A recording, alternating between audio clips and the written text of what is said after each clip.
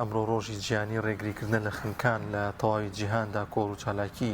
ئەنجام دەدرێت بۆی کە هوشیاری بۆ تەواوی هاوڵاتیان لە جیهاندا بڵاو بکرێتەوە بۆی کە ڕێگر بن لە خنکان و زانیاریان هەبێت لەبارەی مەلەکردن لەو شوێنانی کە ئاوی تێدا یاخود ڕووبارە لە هیان هەر شوێنێکە هەیە. ئێمەش لەو تۆرێماندا باز لەو ڕۆژە دەکەین و باز لە ئەوە دەکەین کە تا چەند گرنگە هاوڵاتیان وشیاریان هەبێت و زانیاریان هەبێت لەبارەی مەلەکردنەوە بەداخەوە لە وەرزی هاوین و گەرمادا مانگانە چەندین حاڵەتی گیان لە دەستدان خنکان ڕوودەدا لە بەشە جیاوازەکانی هەرێمی کوردستان دەویش بەهۆی نەشارەزایی یاخود نەزانین لە مەلەکردندا. گفتوگۆی زیاتر دەکەین لەگەڵ میوانەکەمان بەڕێز ئەمید گۆران ئەحمەد سماقە بەڕێوەبەری بەرگری شارستانی کۆیە. کاک گۆران سڵاوی خوا لێبێ، سپاس بۆم دەرفەتە. سپاس بۆ ئێوە، سپاس بۆ کەناڵەکەشتان. زۆر سپاس. کاک گۆران، ئەگەر دەستپێک باز لە کار و چالاکیەکانی خۆتان بکەن لەو سنوورەدا، بەشێکی زۆر لەو چالاکیانە یاخود ئەو کارانەی کە ئەنجامی دەدەن حاڵەتەکانی فریاگوزاریە بۆ ئەو کەسانی کە دەچنە گۆم و شوێنەکان و یاخود یانەوە تا مەیتەکانیان دەردێن و یانەوە تا ڕزگاریان دەکەن. ئەگەر باز لە چالاکیەکانی خۆتان بۆمان بکەیت. بڵێ، سپاس بۆ ئێوە دووبارە. ئێمە وەکو بەڕێوەبەری بەرگری شارستانی خۆزای کۆیە چەند ئەرچێکمان هەیە، ئەویش بریتە لە ئاگرکوژانەوە بەهاناوە چوونی هاوڵاتیان لە کاتی ڕووداوە سروشتەکان و لە کاتی ڕێنماییکردنی هاوڵاتیان. و یەکێکش لەوانە تیمێکی مەلەوانیمان هەیە کە بۆ ڕزگارکردنی هاوڵاتیان کە دەستنە ئەو شوێنانەی بۆ مەلەکردن و ئەوانە. ئیتر ئەو تیمی مەلەوانشمان پێکاتوە لە 18 کارمەند دابەشمانکردن بەسەر بەڕێوەبەرەکەمان بەنداوی سماقولی، ناحیەی تەختەر، ناحیەی ئاشتی. ئەو شوێنانە بەڕاستی بە پێویستمان زانی چڕی ئەو گەشتیارانەی کە لەوێ کۆ دەبنەوە بۆ ئەوەی چاودێری ئەو هاوڵاتیانە بکەن. کارمەندەکانمان، تیمەکانمان لە کاتی مەلەکردن یاخود ڕێگریان لێ بکەن زۆر جارە بۆ ئەوەی تووشی کارە سادن. بڵێ کاک ئەمید گۆران، لەبەرەوەی سنووری بەڕێوەبەرایەتیەکەی بەڕێستان ڕووباری زێ هەیە، جیاوازتر بێ لە بەرەو کۆمەڵێک بەڕێوەبەرایەتی تر کە ڕەنگە هەر ڕووباریان نەبێ یاخود شوێنی ئاویان نەبێ. بە تەجروبەی بەڕێزت ئەو ڕووداوانەی کە ڕوویان داوە، سەرەکی ترین هۆکارەکانی خنکان بۆچی ئەگەڕێتەوە؟ نەشارەزایی هاوڵاتیانە یاخود نەگونجاوی و خراپی ئەو ڕووبار و شوێنانەیە کە بۆ مەلەکردن ناشێن؟ بڵێ، وەڵا بەتەئکید بە دەرەجەیەک لە شارەزابوونە لە مەلەکردن. ئەگەر بێت و شارەزابن لە مەلەکردن لە هەر شوێنێکوی دەتوانن مەلێخۆیان بکەن، بەڵام بەداخەوە ئەو شارەزاییان نییە کە 100% بتوانن لەو شوێنانە خۆیان ڕزگارکە. وەکو باست کرد، سنووری قزای کۆیە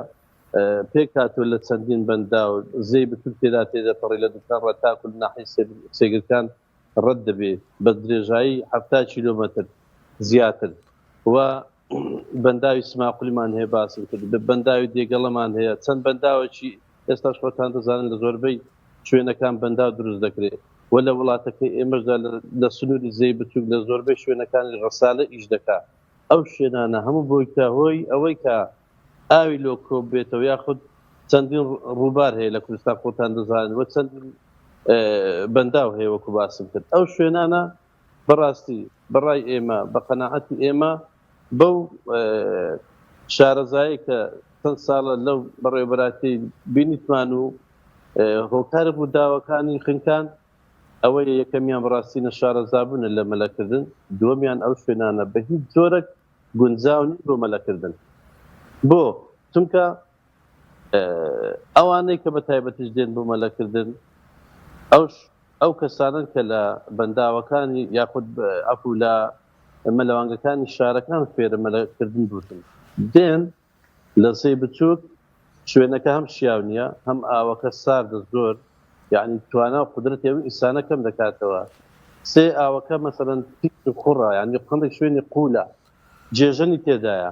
بۆیە بە هیچ جۆرەك شیاو نییە بۆ مەلەکردن. ئەو کەسانش کە دەخەلچێن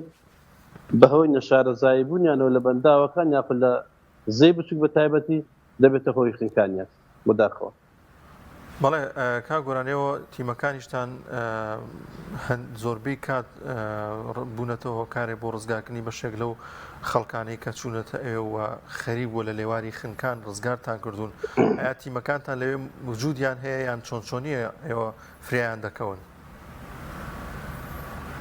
بەڵێ وەکو باسم کرد ئێمە ئەو شوێنانە کە چڕن لە گەشتیارەکان مەسەر باسم کرد سماقپۆلی پارکەکانی تەختە پارکەکانی بۆگرت سڕی ئەوانەی کە سەفەر دەکەن یاخود گەشت گوزار دەکەن لەوێ کۆ دەبنەوە بۆیە ئێمە تیمەکانمان لەوێ ئامادە دەکەین بەردەوام لەوێن یعنی لە بەیانی زوو تاکو دوای مەغریب تیمەکانمان لەوێ ئامادەن بە تایبەتیش ڕۆژانی پشوو بابرێن جمعە پێنجشەم ئەو کاتانە زیاتر تیمەکانمان وریاترن و بە ئاگاترن لەو هاوڵاتانەی کە دەیانێ بستنە ناو بەنداوەکە یاخود بستن ناو زەیەکە مەلەوانە کرد زۆر جاران تیمەکانمان وەمان کردی ڕێگری لە هاوڵاتیان کرد بەڕاستی مەلە نەکرد چونکە دەبێتە هۆی خنکانیان بۆیە ئێمە بەس لەو سات لە تەنها لە ناحیەی تەختەق تیمەکانمان 6 کەسیان ڕزگار کردووە لە مردن یعنی لە خنکان ڕزگاریان کردووە 100 تا 100 دەخنکان ئەگەر تیمەکانی ئێمە لەوێ نەبوونایە 3 کەسی تر ڕزگار کراون لە ناحیەی ئاشتی دەکا گەشتیاری یادی گەشتیاری پێ دەڵێن لەوێ 3 کەس ڕزگار کراوە تاکو ئێستا بە 100 تا 100 ئەگەر تیمەکانی ئێمە لەوێ نەبوونایە بە تاکید دەخنکان یعنی 9 کەس ئەو ساربەز لە ناو ئەو ڕزگار کراوە بەڕاستی بەداخەوە کە جێی داخە ئەو سارەکە بەڕاستی 3 کەس لە سنووری ناحیە سێگرکان نێوان سێگرکان و قوشتەپە لەوێ خنکان دوو کچ و باپیرێک بوون دوای هەوڵ و کۆشش دوای 2-3 ڕۆژ توانیمە هەر 3 تەرمەکە بدۆزینەوە لەلایەن تیمەکانمان و بە هاوکاری هاوڵاتیان خوا دەستان خۆش بێ کاک حەمید گۆران وەک ئاماژەت پێکرد سنووری بەڕێوەبەرایەتی بەڕێستان 70 کیلۆمەتر زەی بچووکی تێدەکەوێت و ڕۆخی ڕووباری زەی بچوو لەم بەر و لەو بەرەوە یانی تقریبان 160 کیلۆمەتر دەبێەوە کۆنتترۆل بکەن ئەوەندە تیمتان لە بەردەسایە بتوانن فریایی بۆ نمونە ناحیە ئاشتی ناوچەی بۆگێت سێرانگاکانی تەختەق بکەون بۆی زیاتر بتوانن لە خزمەت هاوڵاتیانە بن باسم کرد بە درێژای 70 کیلۆمەتر بە سنووری قەزای کۆیدا و ناحیەکان تێدەپەڕێزێ بتوو ئەگەر بێت و کارمەند و پۆلیسی وەزارەتی ناوخۆ لێدا بنێ یەک بێگ بۆی هەیە بە 1000 پۆلیسیش نەپارێزێ بەڵام ئێمە وەکو باسم کرد چڕمان کردوتەبە لەو شوێنانە کە خەڵک بۆ گەشت دێتە پارکەکانی تەختەق یاخود پارکەکانی سنووری ناحیە ئاشتی بۆ گود و ئەوانە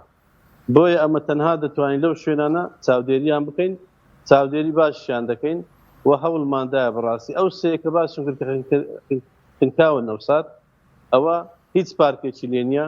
هیچ ئەوە چی لێنێ بەڕاستی تەنها شوێنەکە خۆ بە خۆیان چوینە وێندەرێ و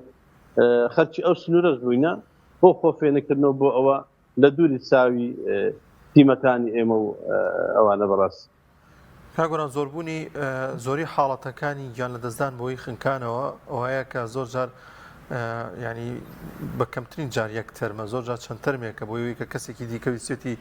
ڕزگاری کاتەوی شەرگیانی لە دەستداوە تا چەند گرنگە هاوڵاتیان و شاریان نەبێت وە ئەگەر خۆشی مەلەی نەزانی یاخود شارەزایی نەبوو ئەو کارە ئەنجام نەدا تاوەکو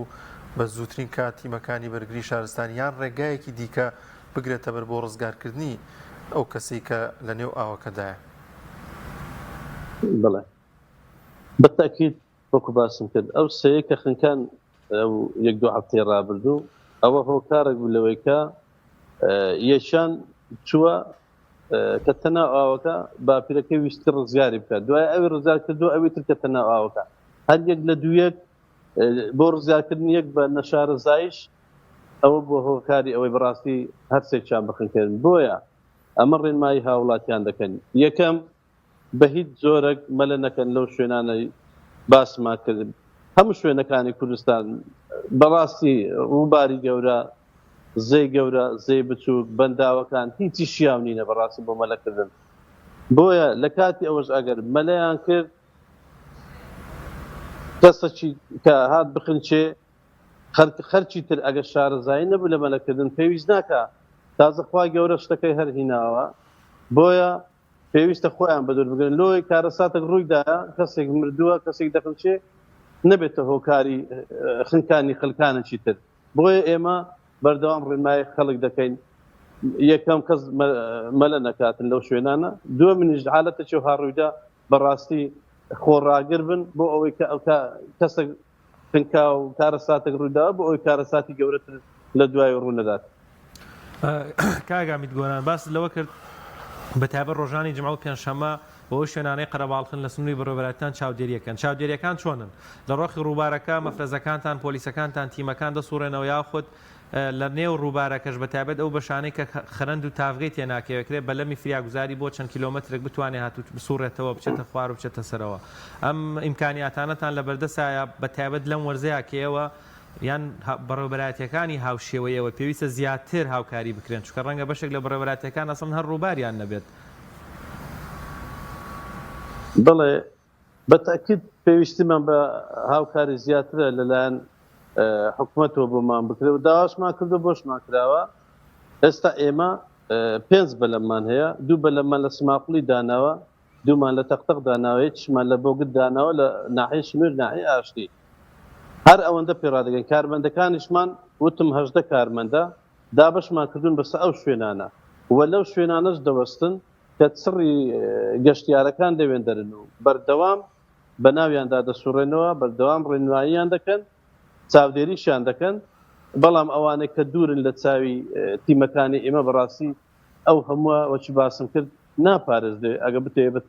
بە تیمێکی 18 نەفەری بە 5 بەلەم ئەو هەموو بەنداوە سنوورێکی درێژایی 70 کیلۆمەتر ئاو تێبەردەبی ناتوانین هەمووی بپارێزین تەنها دەتوانین چاودێری ئەو شوێنانە بکەین کە خەرچی لێ کۆ دەبیتەوە لە زەی بچووکیش ڕاستەکەی لە زەی بچووکیش کەسێک کە دەکەوێتە ناو ئاو ئەگەر بێت و بە کەمترین کات کەمتر لە دەقەیەک پێی ڕانەگەی بەڕاستی دەبێتە هۆی خنکانی چونکە ئەو ئاوە خوڵ و خوڕ و تیژە کە دەکەوتە ناوی یەکسەر بزری دەیەکە ئەگە بە زووترین کات بەسەری ڕانەگەی دەبێتە هۆی خنکانی بەڕاست بۆیە هاوڵاتیان پێویستە ئاگاداری خۆیان بن دایک و باوکان ئاگاداری جگەرگۆشەکانیان بن بۆ ئەوەی کارەسات ڕوونەدات نەبێتە هۆی خنکانی ڕوولەکانیان. گۆران باس لەوە کرد کە ئاوی ئەو ناوچەیە ئاوێکی خوڕە یاخود ئەوەیە ئەگەر هەنێک زانیاریمان بیتێ بۆی هاوڵاتیان وشیاریان هەبێت بەتایبەت کە ئەگەر بۆ گەشتیاری سەردانی ئەو شوێنانە بکەن لەوانەیە ئاوی ئەو شوێنانە سماقوڵی و تەختەق وانە جیاوازتر بێت لە هەنێک شوێنی کە بۆیەوەی کە خوڕە بۆیە کە زۆر جا باز لەو دەکرێت کە پێچە خواتەوە ئاوەشتیوە ئەگەر زانیاریمان بێتێ چۆن نییە. بڵێ باسم کرد زەی بچووک ئاوەکەی خوڕ و تیژ و هەندێک شوێنی قوول و جێژەنیش تێدایە ساڵانە بەهۆی لافاوە ئاراستەکان دەگۆڕێن و هەندێک شوێن قوولتر دەبی هەندێک شوێن بۆ هەیە پڕ بێتەوە لە هەندێک کات ئاوەکە زۆرە لە هەندێک کات کمە بۆیە ئەو شوێنانە زەی بچووک بەڕاستی بە هیچ جۆرە شیاو نییە ئەگەر بێت و بەنداوێک بی بەنداوەکە دەتوانم برێن باشترە بەڵام بە مەرجێک بۆ نمونە بەنداوی سماقولی ئەو بەنداوە کاتی خۆی مەسەرەن دێبووە دار و بەردی زۆر تێدایە کەسێک کە خۆی هەردەداتەنە ئەوکە جاری وایە بۆ هەیە سەری بە بەردێک بکەوە یا خۆت شوێنێکی لە دارێکی گیر ببی ینی بۆیە ئەگەر قوول و تیژ و خوڕیش نەبی بەڵام بەهۆی پاک نەبوونی بەنداوەکە شیاو نییە بۆ مەلەکردن. کاک ئەمید گۆران بەڕاستی ئەمەیان وەکو بەشێکی تر لە کار و چالاکیەکانیەوە کە بە دڵنیای ئەو ئەزمون و تەجروبەیەوە لە مەیدانی لە ڕووداوەکان وەریەگرن بیکەنە راپۆرت یاخۆت بۆی حکوومەت بتوانێت بە ڕێنمایی بە فەرمان وەروە بە خزمەتگوزاری ئەو گرفتانە پڕکاتەوە من لە دەروی کوردستان بینیومە لەو شوێنانەی بۆ منە ڕووبارێک و کوزێ بچووک جۆگەلەی لێوەردەگیرێت لە بەشی سەرەوە جۆگەلەکە دەهێنرێت لە بەشی خوارەوە بوون لە ڕۆخی ڕووبارەکە گۆماوێکی لە دروست دەکرێت و هەر هەمان جۆگەلەش دەشێتەوە سەر زێکە یاخود ڕووبارەکە بەم شێوەیە ئەکرێت چەند شوێنێک بۆ مەلەکردن دروست بکرێت مەترسی خنکانی تێدا کەمتر بێ یاخود ئاوەکە ژاناوەستێ و بەردەوام لە ڕۆشتنایە و کاتیشن بەتابەت لە وەرزی هاوینان زیاتر ڕەنگە خەڵک سوودیان لێ وەربگرێت. بەتەکید وایە بەڵام بۆ خۆت دەزانم کە باس کرد لە وڵاتان بۆی هەیە لە وڵاتان وەکو کوردستان نەبی وانە بۆی هەیە بەڵێ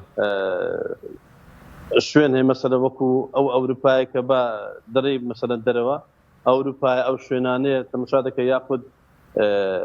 هەندێک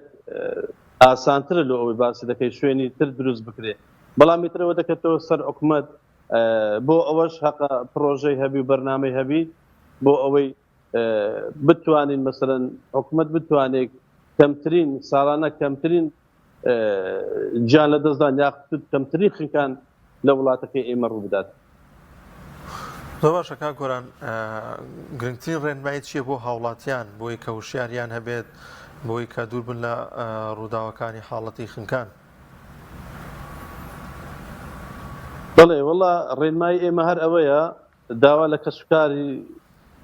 کەسوکاری خۆمان دەکەین، داوا لە هاوڵاتیان دەکەین، داوا لە دایک و باوکی گەرگۆشەکان دەکەین ئاگاداری ڕۆڵەکانیان بن، ئاگاداری جگەرگۆشەکانیان بن کە دەچن بۆ سەفرا بەردەوام ئەوەیان بکەن پەیوەندیان پێ بکەن یاخود ئاگایان لێیان بیکە بە هیچ جۆرەك مەلە نەکەن هیچ جۆرەك بە هیچ جۆرەك شیاو نییە. ئەو شوێنانەی کە باسمان کرد یعنی لە هەموو کوردستان شوێنێک نییە مەلەکردن غەیری مەلەوانگەکانی شارەکان نەبی شوێنە چیوانێ بۆ مەلەکردن بە تایبەتی ئەو کەسانێک کە نەشارەزان بە تایبەتی ئەو کەسانی نەشارەزان دێنە ئەو شوێنانە بۆیە کارەساتی لێ دروست دەبی داواکاری لە هاوڵاتیان ڕەچاوی ڕێنمایەکانی ئێمە و بکەن کە دوور بن لە خنکان و لە کارەسات. کاک عەمید گۆران، ئەو ئامارانەی کە باست کرد کە ڕزگارتان کردوون خۆشبەختانەوە بەداخەوە کۆمەڵی کەسیش بۆتە قوربانی بەگشتی هاوڵاتیانی دانیشتووی هەرێمی کوردستانن یان خەڵکی ناوچەکەن یان زۆرترینیان ئەوانن کە با بڵێن گەشتیاری باشووری عێراقن واتەوانی پێیان وترێ عەرەبەکان کە دێنە ناوچە گەشتیارەکان ڕەنگە زانیاریان نەبێت لەسەر ڕووبارەکان و چۆنیەتی مەلەکردن تێیدا. بەڵێ ئێمە لە سنووری قەزای کۆی لە سنووری نائیەکانیش تابلۆمان هەڵواسیوە لە هەموو شوێنەکان هەڵمان واسیەوە گەشت و گوزاریش لە هەموو بەنداوەکان لە هەموو پارکەکان با بڵین لە بەنداوی سماقوریش تەختەق و بۆگت ڕێنماییان هەڵواسیوە هەم بە عەرەبی و هەم بە ئینگلیزی هەندێک جار بڵێن بە عەرەبی و کوردی و ئینگلیزیش بۆیە ئەو کەسانەی کە باست کرد کە ڕزگار کراون بە تاکید عەرەبی تێدایە، خەرچی هەولێری تێدایە، خەرچی کەرکووت و سلێمانی تێدایە، بەڵام بەداخەوە ئەو سێ کە خنکان خەرچی ئەو سنوورە بوون یعنی کە خەرچی سنوورەکە بی شارەزابی لە سنوورەکەی بخنچەی ئەدی خەرچی نەشارەزا دەبی چی لێ بێتن بۆیە شوێنەکان شیاونین دووبارەی دەکەینەوە خۆیان بپارێزن هاوڵاتیان لە مەلەکردن. زۆر باشە، زۆر سپاس بۆ بەڕێز کاک عەمید گۆران ئەحمەد سماقە بەڕێوەبەری بەرگری شارستانی کۆیە. سپاس بۆ زانیاریەکان، سپاس بۆ دەرفەتەی بە ئێمە بەخشی.